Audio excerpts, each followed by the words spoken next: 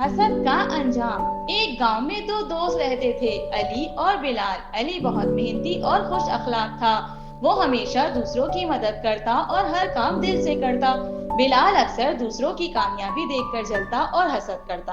ایک دن علی نے اپنے گھر کے سامنے ایک چھوٹا سا پودا لگایا، وہ روز اسے پانی دیتا، مٹی نرم کرتا اور بڑی محبت سے اس کی دیکھ بھال کرتا۔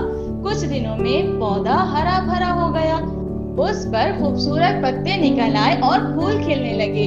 گاؤں کے لوگ جب یہ منظر دیکھتے تو حیران رہ جاتے اور کہتے، واہ علی، تم نے کمال کر دیا، دیکھو کتنا خوبصورت پودا ہے۔ سب لوگ علی کی تعریف کرتے اور خوش ہوتے۔ یہ سب دیکھ کر بلال کے دل میں حسد کی آگ بھڑک اٹھی۔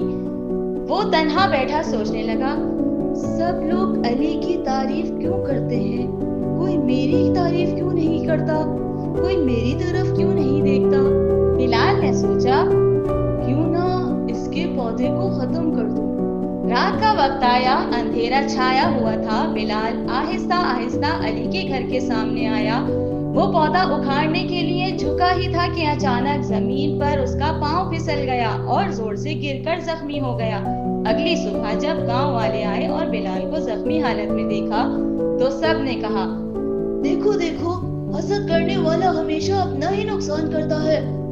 علی فوراً آگے بڑھا، بلال کو اٹھایا اور مسکرا کر کہا، دوست، پودے کو نقصان دینے سے کچھ نہیں ملتا، اگر تم محنت کرو تو تمہارے پاس بھی اپنے پودے ہوں گے۔